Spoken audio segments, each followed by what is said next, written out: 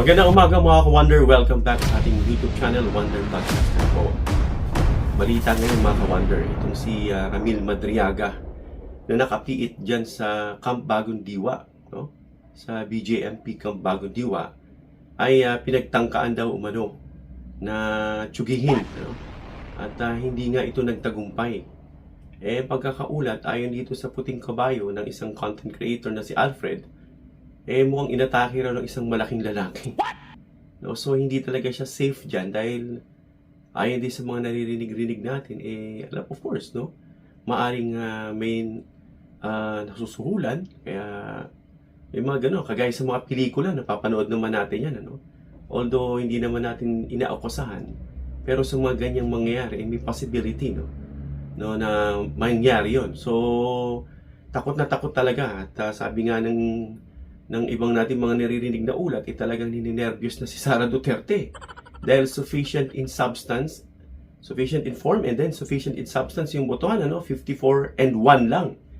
At doon mo makikita mga ka-Wonder na talagang paakyat na ito sa Senado. So in other words, hindi nagtagumpay yung pagpapaligpit nila kay Caramil, at ito ngayon ay balita ko ngayong araw ililipat dito sa NBI, no?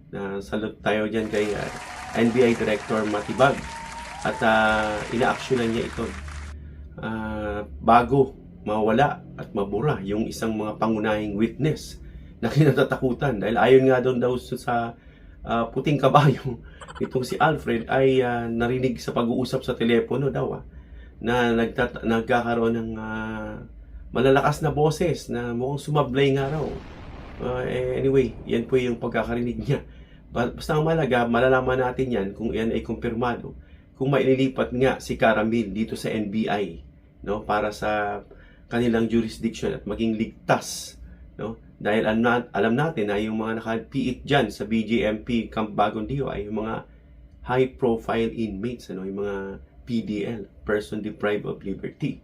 Kailangan maalis siya dyan. At bukod kay Ramil Madriaga, gaya nga nung nabanggit natin noon, may isa pang Ramil, may isa pang letter R din, na kinatatakutan. Richard yata ang pangalan yan, na siyang driver, no, sa operation na ginagawa ni Ramil bilang bagman ni Sara Duterte. At yan yung mga witnesses, pero wala pang affidavit na nilagdaan o isinumiti itong si Richard, no, para dyan, karagdagan.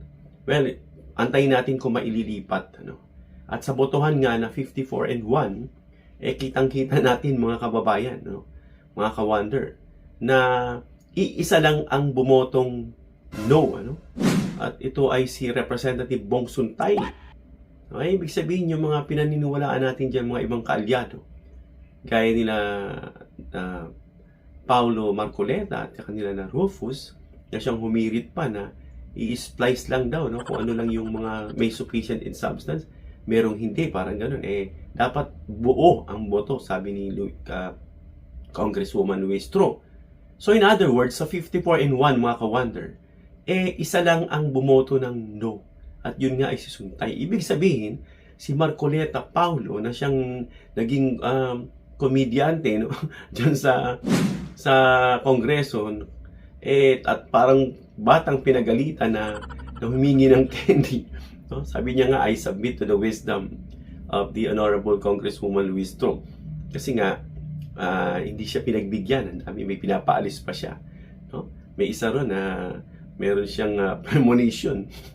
Yung isa naman, imagination. Ito na binanatan, dahil sa kanyang malaswang imaginary vision, na nakita niya raw itong si Ann Curtis. At yan nga ay inalarmahan ng mga kababaihan. No? Napaka-misogynist para sa kanila itong ginawa ni Suntay. At kung titignan niyo yung mukha ni Congressman Suntay, dito yan sa amin sa Quezon City.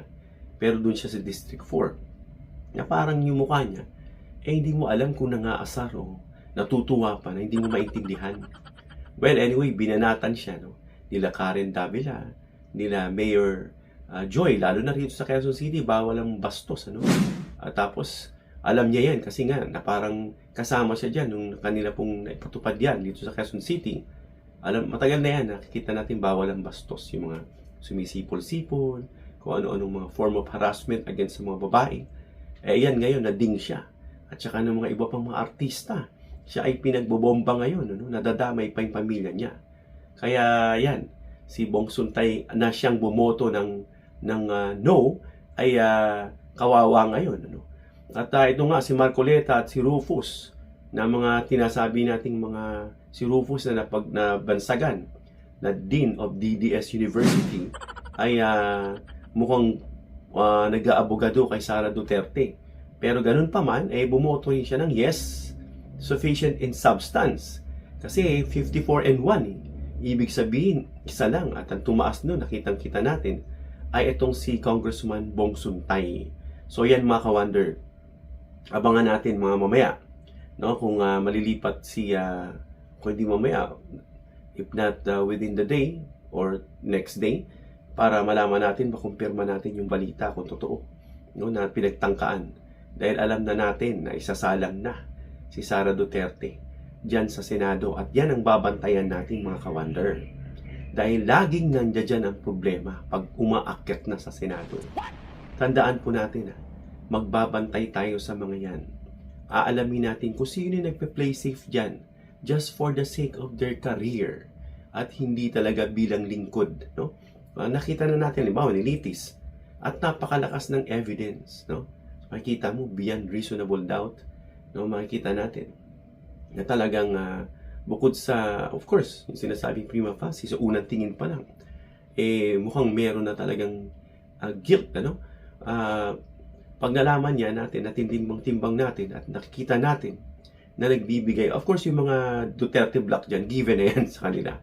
But who knows, baka may magbago dyan, no? Para isalba yung kanilang sarili. Dahil alam nila, the payback time is coming soon. At meron pang ICC. Sabi nga nila, no, may nabasa tayo, na kung makalusot daw si Sara dito sa impeachment niya, siya raw ay maaring mapabilang pa rin sa ICC.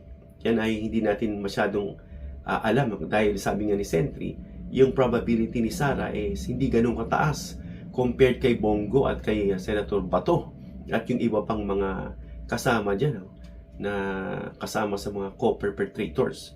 So yun, at ito ngang si Sara, meron siyang choices. So yung choices niya, itong si Sara is either mag-resign or magtuloy sa impeachment trial at hindi mag-resign, or mag-resign na lang siya para makatakbo siya sa susunod na halalan 2028. Pero haharangin pa rin siya mga ka-wonder. So yan mga ka-wonder, mga balita ngayong umaga. So hanggang dito lang mga ka-wonder. Comment down below your opinion para mabasa natin. Give me a thumbs up if you like this video. Please share this video para malaman nilang balita ngayong araw. And then subscribe, hit the notification bell icon and choose all bilang suporta sa aming mga content creators. Hanggang sa muli mga ka-wonder. God bless.